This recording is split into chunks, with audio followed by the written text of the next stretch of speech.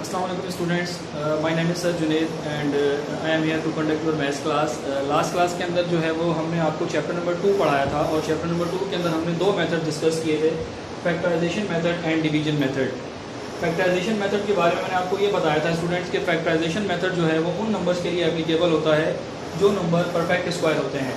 और perfect square students कौन से नंबर होते हैं? जिन नंबर्स के पेयर बन जाते हैं। ये हमने आपको लास्ट क्लास में बताया था। बहुत सारे स्टूडेंट्स को जो है वो लास्ट क्लास के अंदर समझ में नहीं आ रहा था लेक्चर, और कुछ स्टूडेंट्स का कोई टेक्निकल इशू था और कुछ मेरे इंटरनेट का प्रॉब्लम आ रहा था। तो फिर मैंने इस लेक्चर को जो है वो रिकॉर्ड करके आपको दिया है लेक्चर, अब आप चेक कर सकते हैं। फैक्टराइजेशन मेथड के बारे में मैंने आपको बताया था कि फैक्टराइजेशन मेथड जो है वो हमेशा उन नंबर्स के लिए सॉल्व होता है जो नंबर परफेक्ट स्क्वायर होते हैं, और जो नंबर परफेक्ट स्क्वायर नहीं होते उन नंबर्स के लिए हम कौन सा मेथड यूज़ करते हैं स्टूडेंट्स? डिवीजन मेथड यूज़ करते हैं। लेकिन स्टूडेंट्स यहाँ पे आपको एक की पॉइंट याद रखना है कि अगर कोई नंबर परफेक्ट स्क्वायर है उसके लिए हम फैक्टराइजेशन मेथड यूज़ करेंगे, लेकिन उसके लिए हम डिवीजन मेथड भी यूज़ कर सकते हैं। यानी डिवीजन मेथड जो है वो परफेक्ट स्क्वायर के लिए भी एप्लीकेबल होता है और उन नंबर्स के लिए भी एप्लीकेबल होता है जो परफेक्ट स्क्वायर नहीं होते। यानी इस क्लास के अंदर हम दोनों मेथड्स को डिस्कस करेंगे। तो यहाँ पे मैंने देखिए क्या लिखा है, use for the numbers that are perfect square. Factorization method use होता है परफेक्ट स्क्वायर के लिए। फॉर एग्जांपल 25 एक परफेक्ट स्क्वायर है। परफेक्ट स्क्वायर कैसे पता चलता है?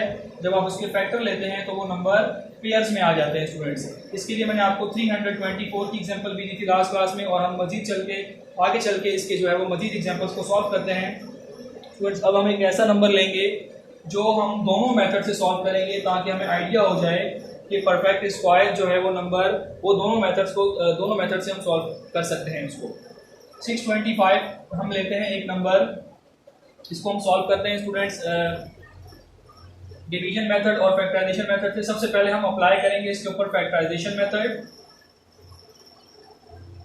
फैक्टराइजेशन मेथड अप्लाई करने के लिए स्टूडेंट्स आपको पता होना चाहिए कि जब हम किसी नंबर को सॉल्व करते हैं तो हम चेक करते हैं कि इसके एंड में क्या नंबर आ रहा है, क्योंकि एंड वाले नंबर से हम ये डिसाइड करते हैं कि यहाँ हमें किस नंबर से फैक्टर लेने हैं स्टूडेंट्स। तो ये बात याद रख लें, अगर किसी नंबर के आखिर में इवन नंबर आ जाए जैसे 2, 4, 6, 8, 0, तो उन नंबर्स के फैक्टर हमेशा हम 2 से लेते हैं स्टूडेंट्स। तो इसके फैक्टर हम 2 से नहीं ले सकते। जिन नंबर्स के आखिर में 0 या 5 आ जाए स्टूडेंट्स, उन नंबर्स के फैक्टर हमेशा हम 5 से लेते हैं। बाज़ औक़ात वो नंबर 3 में भी आ जाता है स्टूडेंट्स। आगे चल के अगर कोई नंबर 3 आएगा तो मैं आपको डिफाइन करूंगा कि हमें कैसे पता चलता है नंबर जो है वो 3 से इसके फैक्टर करने हैं स्टूडेंट्स। हम यहाँ 5 लेंगे, 5 के टेबल में 6 नहीं आ सकता स्टूडेंट्स। अगर हम इसको यहाँ से ब्रेक करें तो हमारे पास क्या आता है स्टूडेंट्स? यहाँ पे 6 से छोटा नंबर कौन सा होता है? 5 के टेबल में 5 कहाँ आता है? 1 पे, तो यहाँ पे लिख दिया 1। अब यहाँ से एक नंबर इसको दिए, 12 हो गया। 5 के टेबल में 12 कहाँ आता है स्टूडेंट्स? नहीं आता। उससे कम क्या आता है? 10 कहाँ आता है स्टूडेंट्स? 2 पे आता है। 2 हमने यहाँ लिख दिया, तो हमारे पास यहाँ कितने बच गए? 2 हमने यहाँ दे दिया, 25 हो गया। 5 टाइम्स 25। अब हम अगेन यहाँ 5 से लेंगे क्योंकि एंड में इवन नंबर नहीं है और एंड में 5 है, तो 5 के टेबल में आएगा ये 5 2 टाइम्स 10, यहाँ 2 कैरी दिया, 25 हो गया। 5 5 25, और ये 5 टाइम्स और ये 5 1 टाइम्स। तो अब आप देख सकते हैं स्टूडेंट्स यहाँ पर आपके पास नंबर किस में आ रहा है? पेयर में आ रहा है। इसका मतलब ये नंबर एक परफेक्ट स्क्वायर है और इसका स्क्वायर रूट हम फैक्टराइजेशन मेथड से इस वजह से निकाल रहे हैं। इसमें नेक्स्ट स्टेप क्या होगा? नेक्स्ट स्टेप के अंदर हम क्या करेंगे, हम इस नंबर का स्क्वायर रूट निकालने के लिए सबसे पहले हम इसको पुट कर देंगे यहाँ स्क्वायर रूट के अंदर। 625। देखिए स्टूडेंट इसके फैक्टर क्या आए हैं आपके पास? इसके फैक्टर आपके पास आए हैं 4 टाइम्स 5, 1 2 3 4, 1 2। अब आप चेक करें, यहाँ पे देखें इसके 2 पेयर बन रहे हैं, तो एक पेयर का एक 5 बाहर आएगा और दूसरे पेयर का दूसरा रूट में से बाहर आएगा, ये बन जाएगा 25। तो यहाँ पे आप देख सकते हैं स्टूडेंट्स कि 625 का जो हमने स्क्वायर रूट निकाला है वो क्या आया है? 25 आया है। तो ये बात आपको क्लियर होनी चाहिए अब कि फैक्टराइजेशन मेथड्स के जरिए हमने जो है ये स्क्वायर रूट निकाला है 625 का।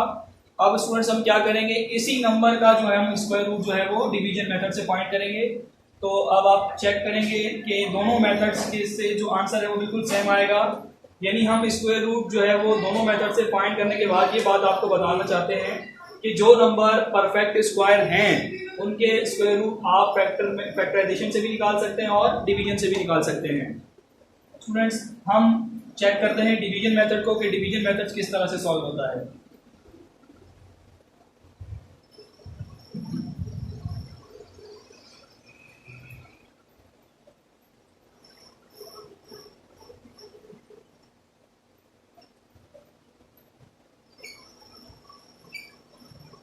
इसमें डिवीजन मेथड को सॉल्व करने से पहले आपको नंबर्स के स्क्वायर्स के बारे में पता होना चाहिए।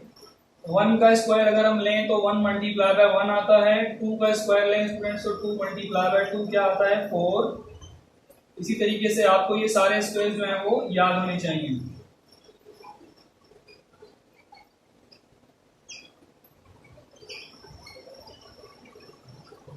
स्टार्ट हम कहां से लेंगे इस क्वेश्चन का? स्टार्ट के लिए आपको राइट साइड से, क्वेश्चन के राइट साइड से आपको पेयर बनाने पड़ेंगे। अगर ये नंबर इस तरह से होता 6250 तो आप इनके 2 2 करके पेयर बनाते, 2 नंबर्स का एक पेयर, 2 का दूसरा पेयर। और जो नंबर अलग नंबर, एक अकेला नंबर जो रह जाता है उसके ऊपर हम रूट कैप लगाते हैं। इस तरह से ये इसका सिंबल होता है। स्टूडेंट्स अगर ये 6 नंबर होते तो आप 2 2 2 के पेयर बनाते, और अगर 5 होते तो 2 2 और 1। जो अकेला नंबर होता है उसके ऊपर हम रूट कैप लगाते हैं। ठीक है स्टूडेंट्स, तो अब हम इसको स्टार्ट कैसे लेंगे? जो नंबर अकेला होगा, रूट कैप होगा, उसको हम चेक करेंगे कि ये नंबर जो है किस नंबर का परफेक्ट स्क्वायर बन रहा है। तो अब आप 6 को चेक करें, क्या किसी नंबर का परफेक्ट स्क्वायर बन रहा है? नहीं बन रहा। तो अब हम चेक करेंगे कि 6 जो है वो कहां पे आ रहा है। यानी कि देखिए, आप अगर 6 को आप यहाँ ढूंढें तो 9 जो है वो 6 से बड़ा है और 4 जो है वो 6 से छोटा है। तो आपने एक ऐसा नंबर लेना है जो नंबर बड़ा ना हो, छोटा नंबर हो। यानी 6 आप देखें इन दोनों के बीच में आ रहा है। तो 6 के लिए हम क्या करेंगे? अगर हम ये नंबर लें तो वो बड़ा हो जाता है, इस वजह से हम यहां से जो नंबर छोटा होगा इससे, यानी 6 जो है वो छोटा नंबर जो आ रहा है वो यहाँ पर आप देखें 4 आ रहा है 6 से। और 4 किसका परफेक्ट जो है वो परफेक्ट स्क्वायर है 2 का। तो जिस नंबर का परफेक्ट स्क्वायर बन रहा होगा हम वो नंबर यहाँ पे लेंगे। ठीक है स्टूडेंट्स, अगर फॉर एग्जांपल यहाँ पे इस तरह से होता 105 तो ये एक पेयर बनता है, इस पे रूट कैप आता। अब यहाँ आ गया 1, 1 किसका परफेक्ट स्क्वायर है 1 का।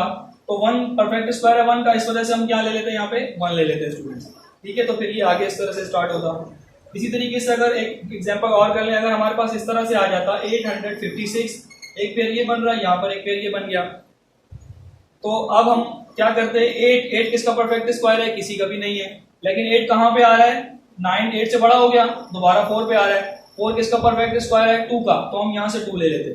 अगर नंबर बड़ा हो जाता, फॉर एग्जांपल यहां पे आ जाता 1685 या 16 ना करें इसको आप 7 कर लें, तो एक पेयर इसका बनेगा, एक पेयर इसका। अब यहाँ आ गया 17 किसका परफेक्ट स्क्वायर है स्टूडेंट्स? किसी का भी नहीं है। लेकिन 17 से छोटा नंबर किसी का परफेक्ट स्क्वायर है? जी हाँ बिल्कुल है। कौन सा नंबर है? 16 किसका परफेक्ट स्क्वायर है स्टूडेंट्स? 4 का। तो हम यहाँ पर क्या लेते हैं स्टूडेंट्स? 4 ले लेते। Got my point? Okay, next अब हम यहाँ लेते हैं 2। अब आप देखिए इसको थोड़ा सा समझिए। 2 के टेबल में 6 कहां पे आता है? जो नंबर, ये आप याद रखिए, जो नंबर आप यहाँ लेंगे उसको आप 3 टाइम्स लिखेंगे। 1 टाइम यहाँ इसके नीचे दूसरी दफा, और तीसरी दफा आप इसको ऊपर लिखेंगे। अब यहां पर जो भी नंबर आ रहा होगा उसको आपने ऐड करके लिखना है, 2 + 2 4, और इनको मल्टीप्लाई करके, यानी 2 टाइम्स 4 मल्टीप्लाई करके आपने यहां लिखना है स्टूडेंट्स। यानी मैंने क्या किया, परफेक्ट स्क्वायर चेक किया, 4 किसका था? 6 से छोटा है 4 परफेक्ट स्क्वायर है 2 का। 2 मैंने यहाँ लिया, 3 टाइम्स लिखा, एक दफा यहाँ, एक दफा यहाँ, एक दफा यहाँ। यहाँ पर इनको ऐड करना है, फिर मल्टीप्लाई करके यहाँ लिखना है स्टूडेंट्स। अब हम क्या करेंगे, इनको माइनस करेंगे। 6 में से 4 को माइनस करें आप, क्या आता है स्टूडेंट्स? 2 आता है। अब आपके पास जो नंबर पेयर में था उसको आप नीचे उतार लें, ये बन गया 225।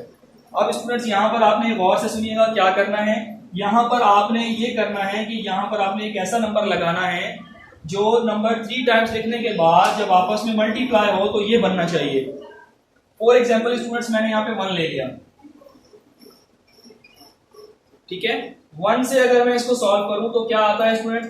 41 आता है। और 41 जो है वो इससे बहुत छोटा है, यानी मैं यहाँ पे 1 नहीं ले सकता। मैंने इस तरह से किया इसको 1 1। मैं इसको जब मल्टीप्लाई करूंगा 1 1 टाइम्स 1 1 4 टाइम्स 4, तो ये 40 तो पूरा नहीं आया, बहुत छोटा हो गया। इसका मतलब ये है कि मुझे यहाँ पे 1 से कोई बड़ा नंबर लगाना है स्टूडेंट्स। तो ये बात याद रख लें आप कि ये वाला नंबर जो यहाँ पर बचेगा इसको आपने खुद से चूज करना है। अब मैं यहाँ 2 ले लेता हूँ स्टूडेंट्स। अगर मैं यहाँ 2 लगाऊं तो 42 को 2 से मल्टीप्लाई करें आप, क्या आता है 2 2 टाइम्स 4, 2 4 टाइम्स 8, अभी भी बहुत छोटा है, 225 बड़ा नंबर होता है। हम क्या करते हैं स्टूडेंट्स, यहाँ पे 5 ले लेते हैं, थोड़ा बड़ा नंबर लेके चेक करते हैं, 5 एंड 5, तो ये आ गया 45, 5 5 टाइम्स 25, 5 2 कैरी, 5 4 टाइम्स 20 प्लस 2 25, आ गया 200, 5 4 टाइम्स 20, 20 प्लस 2 22, सॉरी 22, 225 आ गया, ये कंप्लीट, इसके ऊपर जो है वो डिवाइड हो गया। अब आप इसको माइनस करें तो माइनस करने पर ये कंप्लीट हो गया। अब आप चेक करें 5 5 और 5, तो आपके पास जो आंसर आया है वो 25 आया स्टूडेंट्स। यानी हमने जब क्वेश्चन को पहले सॉल्व किया था फैक्टराइजेशन मेथड से, तब भी हमारे पास आंसर क्या आया था 25, और उसी नंबर को जब हमने डिवीजन से सॉल्व किया तो तब भी हमारे पास क्या आंसर आया स्टूडेंट्स 25। यानी हम एक नंबर का परफेक्ट स्क्वायर निकालने के लिए, सॉरी स्क्वायर रूट निकालने के लिए दो मेथड यूज कर रहे थे। पहला मेथड फैक्टराइजेशन, दूसरा डिवीजन। फैक्टराइजेशन मेथड के लिए हमने परफेक्ट स्क्वायर था क्योंकि नंबर, तो फैक्टराइजेशन मेथड यूज किया, लेकिन जब हमने उसको डिवीजन से चेक किया तो भी वो सॉल्व हो गया। यानी जो नंबर परफेक्ट स्क्वायर हो या ना हो, डिवीजन मेथड दोनों के लिए एप्लीकेबल है। यानी लेकिन फैक्टराइजेशन मेथड सिर्फ और सिर्फ उन नंबर्स के लिए एप्लीकेबल है जो परफेक्ट स्क्वायर होते हैं और जिनके पेयर बनते हैं स्टूडेंट्स। ओके, अब हम इसको आगे चेक करते हैं, अपनी एक्सरसाइज की तरफ जाते हैं कि हम मजीद जो है वो इसको किस तरह से चेक कर सकते हैं, किस तरह से सॉल्व कर सकते हैं। मजीद इसकी एग्जांपल्स देखते हैं हम।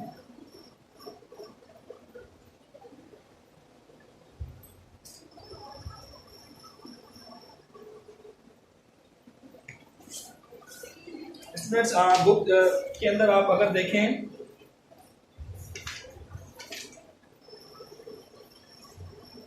तो लास्ट वाली ब्लैंक जो है वो पेज नंबर 30 पर मैंने आपको कहा था कि इसको भी आप छोड़ दें, ये भी हम बाद में सॉल्व करेंगे। 20, तो क्या आप मुझे बता सकते हैं कि 20 परफेक्ट स्क्वायर है या नहीं है स्टूडेंट्स? इसका मतलब ये है कि 20 परफेक्ट स्क्वायर नहीं है।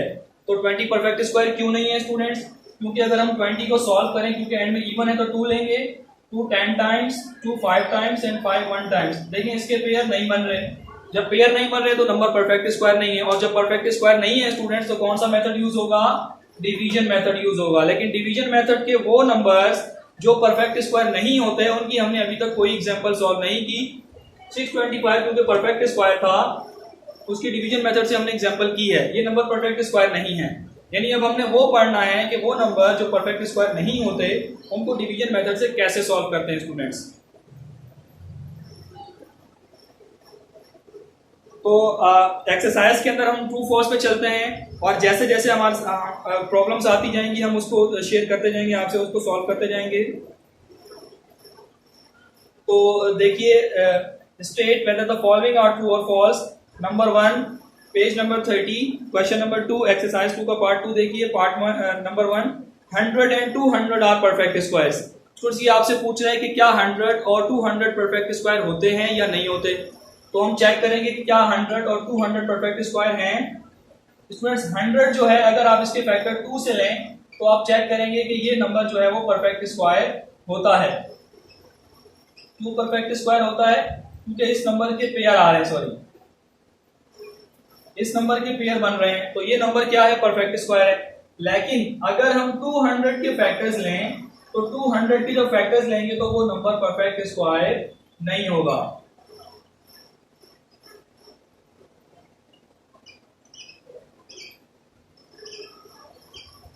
देखिए स्टूडेंट्स यहाँ पे एक पेयर बन रहा है, दूसरा बन रहा है, लेकिन एक नंबर का पेयर नहीं बन रहा। इसका मतलब ये परफेक्ट स्क्वायर नहीं है।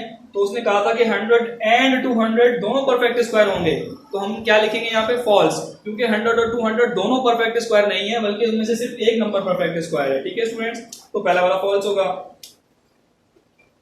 Number 2, the square root of an even number is always even. Students ये बात मैंने आपको शायद मिस कर दी, नहीं बताई, तो अब आप सुन लें ये बात कि जो नंबर्स इवन होते हैं, फॉर एग्जांपल एक नंबर है हमारे पास इवन नंबर्स के अंदर हम 16 ले लेते हैं, तो 16 का जो स्क्वायर रूट आएगा वो भी इवन होगा। और जो नंबर मैंने अभी सॉल्व किया था 625, वो नंबर एक ऑड नंबर था, और जब मैंने इसका स्क्वायर रूट निकाला तो आंसर आया था 25, तो ये भी ऑड है। यानी जिन नंबर्स के स्क्वायर रूट निकाले जाते हैं उनको हम चेक करते हैं कि वो इवन है या ऑड है। ये नंबर इवन है तो जब मैं इसका स्क्वायर रूट निकालूंगा 16 का, क्योंकि ये परफेक्ट स्क्वायर है, 2 8 का 16, 2 4 टाइम्स, 2 2 टाइम्स, 2 1 टाइम्स, इनके पेयर बन गए। तो ये आंसर क्या आएगा इसका स्टूडेंट्स, 2 मल्टीप्लाई 2 मल्टीप्लाई 2 मल्टीप्लाई 2, एक पेयर, दो पेयर, ये आ गया 2 2 टाइम्स 4, यानी 16 किसका परफेक्ट स्क्वायर है, 4 का। सॉरी 16 जो है वो स्क्वायर रूट हमने इसका निकाला तो आंसर क्या आया 4। अब इसका मतलब ये हुआ कि ये इवन नंबर था तो इसका आंसर भी क्या आ रहा है, स्क्वायर रूट क्या आ रहा है इसका, वो भी 4 आ रहा है। बात समझ में आ गई students. The square root of an even number is always even, बिल्कुल ठीक है ये कि इवन नंबर का स्क्वायर रूट भी इवन होता है, ऑड नंबर का स्क्वायर रूट ऑड होता है। ठीक है स्टूडेंट्स। तो इसके बाद हम डिफाइन करते हैं इररेशनल और रैशनल नंबर्स को स्टूडेंट्स। अब ये आपसे ये पूछ रहा है, देखिए नंबर 3 के अंदर 2.31579682 is an irrational number. Students अब यहाँ पे आपको एक चीज डिफाइन करनी पड़ेगी कि रैशनल और इररेशनल नंबर क्या होते हैं। तो उसके लिए हम चलते हैं रैशनल और इररेशनल नंबर की डेफिनेशन के ऊपर कि रैशनल और इररेशनल नंबर्स कैसे पता चलते हैं स्टूडेंट्स। इसके लिए स्टूडेंट्स आप अपनी बुक के अंदर देखिए, पेज नंबर आप खोल लें 22।